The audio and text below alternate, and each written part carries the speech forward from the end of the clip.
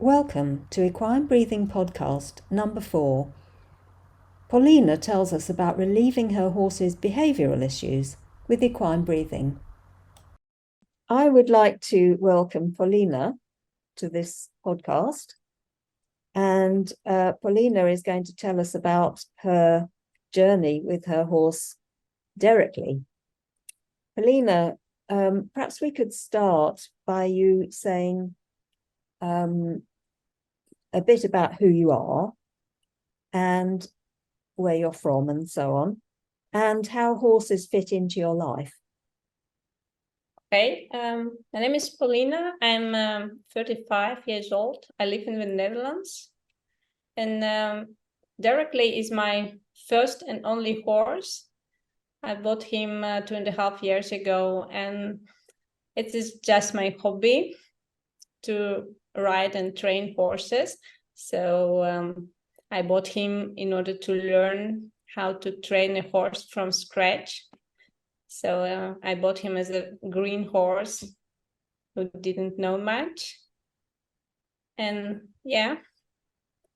And have you worked with horses before, Derrickly? Well, I have been riding at a riding school for several years, and I thought I was kind of good at it. And I thought maybe it's time to buy an own horse. And I also did a natural horsemanship course. So how to train a horse to load into the trailer or do some groundwork or how to solve lunging problems, something like this. And it was a 2-year course, and I felt like I'm prepared. I know what I'm doing. So I bought myself a 4-year-old, and he was started on the saddle, but they didn't do much with him, so he was still very green. And so I thought it was a nice challenge for me to train him from scratch, but it turned out to be very difficult. Well, we'll hear about that in a second, but I was just wondering, you're not from the Netherlands, are you? You're not Dutch? No, I'm Russian, and we live here for six and a half years now. We became Dutch in the meanwhile, but yeah, I'm a Russian from origin. And did you have anything to do with horses in Russia?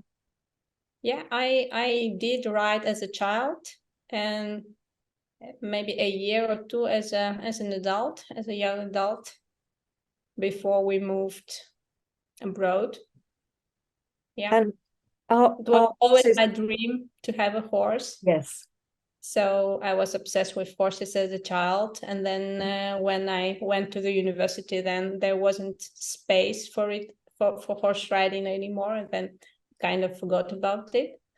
But then I don't know when exactly, but then it was about 27, sorry, it's my Dutch English, 27 or so, I took a couple of riding lessons, and then it came out again.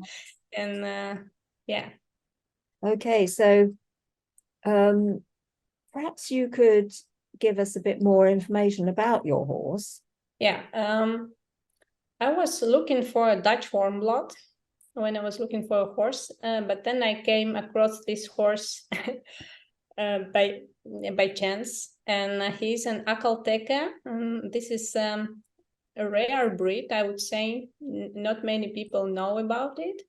It's originally from Turkmenistan, and it's kind of popular in Russia. So I knew about this breed. And there is a stud farm in the Netherlands who breed Akalteke horses from Russian parents. And it was kind of funny because my horse had a Russian passport and I was a Russian lady. So I thought it was a funny coincidence, and I loved him at the first sight.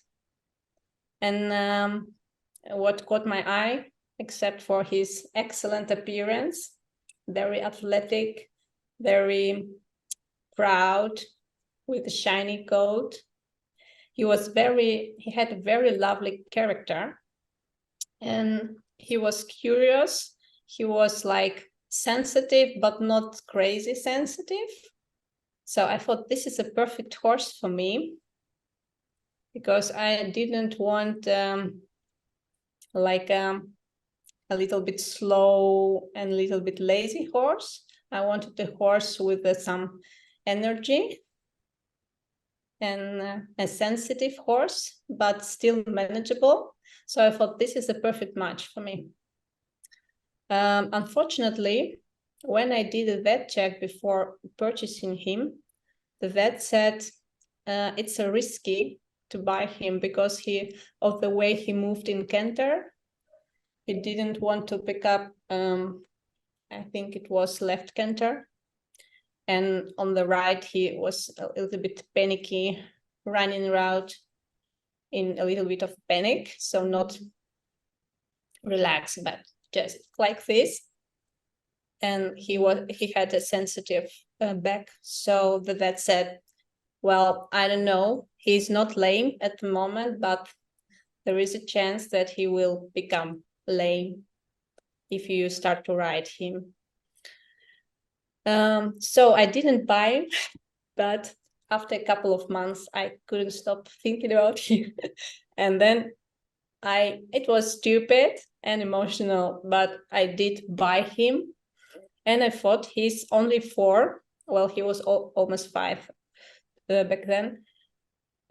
I think it's just something minor, and we will figure it out, and it will go away. This was very stupid of me. But anyway, I bought him, and yeah, I moved him to this dressage stable. And his lovely character has changed, and he has become very spooky in this new environment. And I thought, okay, of course it's stressful for him because he had lived his whole life on this stud farm and this new place, but months went by and it got only worse. And after several months, I thought it's got to be something physical. So I called the vet, and he was diagnosed with severe arthritis of both sacroiliac joints, which was devastating to hear. And the vet said he will probably not recover sufficiently to be a riding horse, but we still can try because he's so young. So he was injected, and after several months of revalidation, he was kind of okay. And from then, we started to do some groundwork, following a straightness training, which is kind of a classical dressage method. But we didn't really make any significant progress. And he was still spooky, even though the vet said his back is fine, he's not lame, he's not in pain, but he still was spooky. Yeah, basically what he had is that he didn't focus on me, and he was seeing everything and hearing everything, and he was all over the place. And whenever I asked him to do something, he would turn back to me for a seconds, but then he would get distracted again. And because of this distracted state of mind, any sudden noise or tractor passing by or something like this would create a spook, and then he would get completely nuts, and then he would start rearing and running in circles around me in canter, and I couldn't make him calm down. This was the worst part, because if it happens, then my training session is over, because he would just explode. And if I calm him down and then start working again, then in a matter of seconds or maybe minutes, he would explode again. And then, yeah, this was, then it was difficult to train him. And yeah, we didn't make any progress, because whenever I tried to teach him something, he would explode, and then training is over. And then on the day we start all over again. So And yeah. I think I should perhaps just say that I saw a video of you. Well, I saw quite a few videos, because we were in the same training program, and I watched your progress, put it that way.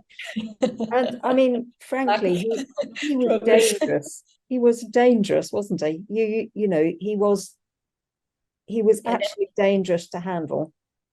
And yeah, I looked can at give it. some examples of it. Mm. And I also, well, he lived in this dressage stable, quite a big one, and I was told many times how dangerous he was. I was not able to handle him, and it was dangerous to be with him in a riding arena, and it was dangerous for me and for other people, for other horses. And I was wearing a helmet every time I walked with him from the ground, because I thought he's rearing, his legs, front legs are all over the place. So I tried to protect myself. And yeah, he really was dangerous, because when he had these episodes of panic, then he didn't really see where he was going. And one time he broke loose. So I couldn't hold him, and then he would run around the yard, and yeah. Very difficult. So what were you thinking? You know, when he was so difficult, and as you say, you didn't really make any progress from one session to the next. How did you feel about that? Well, obviously I felt frustrated, but I thought that it's just me. I just suck at horse training, and so I thought if I get better, then he will get better, but it wasn't happening. And I was very discouraged about the lack of progress, and I just didn't understand what I'm doing wrong, because I tried and I did what I thought I was supposed to be, but it just remained the same. We did reach a little bit of progress, but it was still very minor, and this spookiness, it didn't became less. Yes, he didn't improve. So I think this was the time I met Claire, and she told me about equine breathing, and have I ever noticed how he breathes, and if it was something I could try. So when I said to you, do you think he's over breathing? How did you respond to that? Well, he definitely is, because also at that moment, I was observing his nostrils and his face expression. And for me, it was like he had some pain, but like osteopath and the vet said, it doesn't have any pain. But why his face and his nostrils are so stressed? Yes. And his nostrils were like very big, and also with wrinkles on it. And this explained to me why he looked the way he looked. And then when you told me about the physiology behind it, it just I thought I need to give it a try because it makes sense. The way he behaves can have something with the way he breathes. Yes. So how did you start doing your equine breathing program? I've started with 1N and he didn't accept it well. So it was quite difficult. And I'm so glad that you guided me in this process, because at first it was very difficult. He couldn't take it. He would throw himself and like with his head all over the place, and he did some noises and some funny jaw movement, and I didn't understand it at all. So it wasn't easy. But when he accepted it, then I noticed almost immediate change in his behavior. Whenever I did 1N before the training session, he would be much calmer to start with, and his spookiness would be less explosive, but more manageable. But if he spooked, then he would still go crazy, and I couldn't calm him down. So that then Claire, you introduced the other technique, UN. Yeah. Yeah, it was a game changer for me, because it was kind of like emergency brake. Whenever he was about to spook, or whenever he spooked, then I would use this technique on him. And then I would be able to continue with my training session, because it was so powerful. And it made him much safer for me and for other riders, because I had control over him. And so I think this was a game changer in this process.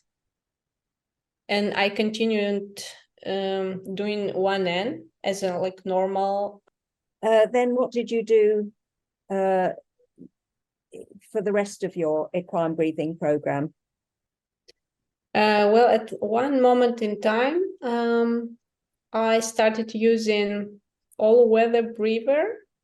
So I think I was using 1N, and then if he went to the paddock, he would have his breather on. So I think he had about 3 hours of this all-weather breather. And I noticed that, I think since I started using it, I noticed a more prominent change in him. And I finally started to get some progress in training. And I also started to ride him. And he was kind of okay. He was still very green horse with a lot to learn, but at least he was more focused on me and less spooky. And I felt like, yeah, we could do this. So did you see any other changes? I did. Well, first of all, his severe arthritis, it sounds terrible, but since the revalidation, it didn't have any symptoms at all.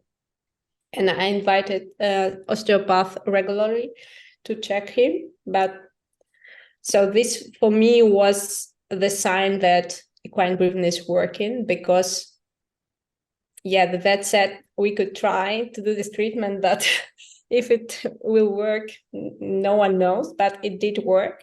And I think that equine breathing also helped in this process. And he also has a kind of neurological condition on his right hind leg. And they call it stringhalt, but it's not really stringhalt, because it's changing.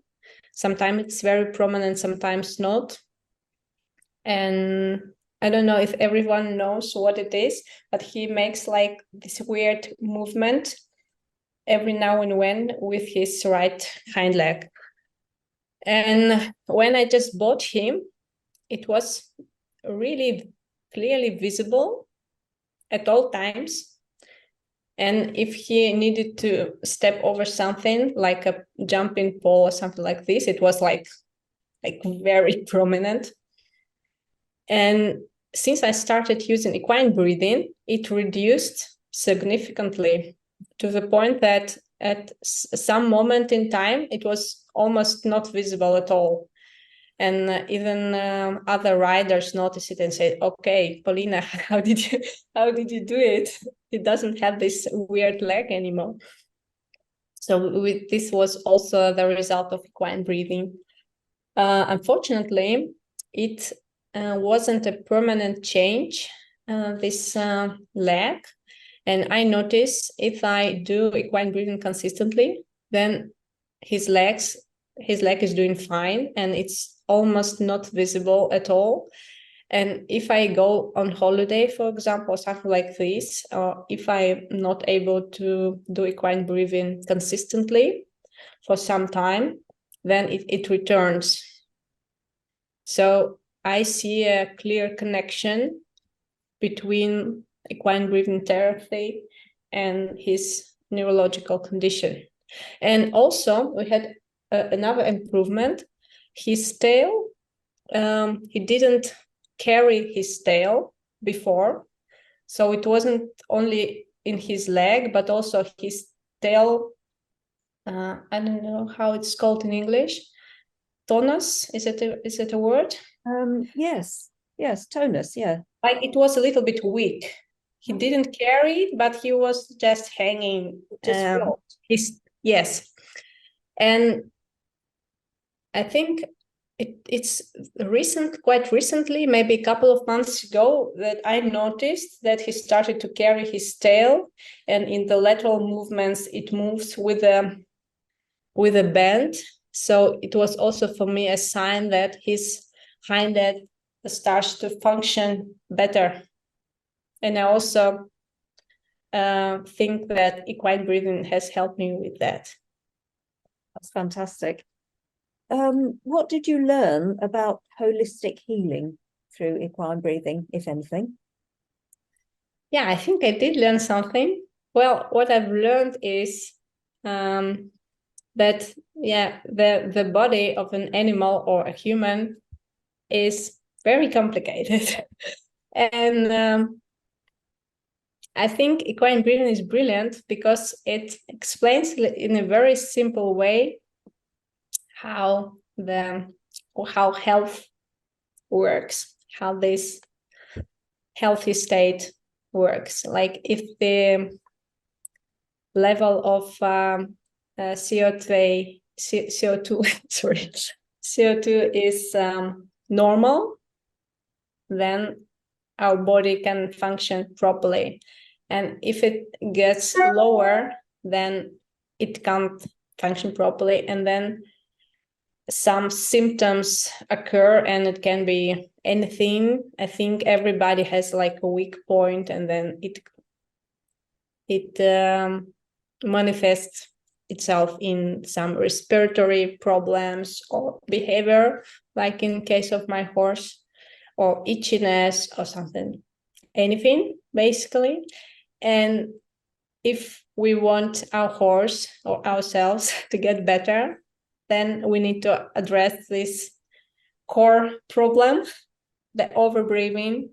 And if we address it, then body will be able to heal itself. So this is what I learned, and I don't know how accurate I am. No, that sounded very good to me. That sounded like you absolutely picked up the basics, the crucial, important things. So how did doing equine breathing affect your health? Well, it affected it significantly, I would say, because when I knew about equine breathing, I wanted to know more about Buteyko. Buteyko was a Russian doctor, and he was kind of popular in Russia or in Soviet Union before. And a funny thing is that my father-in-law uses Buteyko every day because he works as a, how do you call it, a welder, I think. And he had some job-related issues with his lungs because of his work. And he used Buteyko to recover. And he's a very fit for his age. He does skiing, and he make hikes in the mountains. So he has no problems with his breathing at all. So for me, it was also interesting to know that my horse also uses kind of the same technique to improve his health. And so I took a very cheap course about basics of Buteyko method, and I started implementing it in my daily life, which is only breathing through my nose. And sometimes when I'm sick, like today, it can be challenging, but I try very hard to do it. And I have recovered from chronic congestion, which I had especially in the winter time. And I also have a crooked nose, and because of it, I couldn't sleep on one side during the night because it would become congested. Now I can roll around in the bed, and it's much more comfortable this way. And I also, before I had frequent headaches, and now it's also gone. And I noticed that I'm a more balanced person, like mentally, because when I feel like I'm getting frustrated or angry, and my breathing changes, and I can recognize it, and I can reduce it, and I breathe through my nose, and I feel like I'm able to calm down myself. Wow. So it has made a lot of difference. And also for my son, who is 7 years old, I taught him that he needs to breathe only through his nose. Then he exercises, for example. And when he's sick and has a runny nose or something, congested nose, then I taught him a trick how to make it breathe again, and he used this trick. So even if he's a little bit ill, he's able to breathe through his nose. And he also says, like, he knows that it is healthy. So has your son become a nose breather then now? Yeah. Wow. Well, he didn't had like real problems, but I noticed so many people, when they do a football game, for example, they breathe through their mouth. And I know it's not healthy. And I taught him, and I notice that he notices, and he tries to breathe through the nose. So, yeah. Well, that's a lovely note to end on, Polina. But is there anything you would like to add about your experience or anything? I mean, there may not be, but just in case there is anything. Well, I think I will end with, even if you think that your horse's condition is not curable, you need to give it a try, because you'll be amazed with the difference equine breathing can make for your horse. Because the stringhalt condition, they say it's incurable, but I see the changes, and it's very encouraging. So it's definitely worth trying. Well, that is absolutely wonderful. And I would like to thank you for coming and talking to us in your third language. Yeah, very welcome, Claire. And telling us all about your wonderful horse and the progress that you've made. It's been really lovely to hear it. Yeah, you're welcome. was nice to be here tonight. If you would like to know more about equine breathing, please go to www.equinebreathing.com and you can contact me from there. And I'm also on Facebook at www.facebook.com/claire.equinebreathing. Bye for now.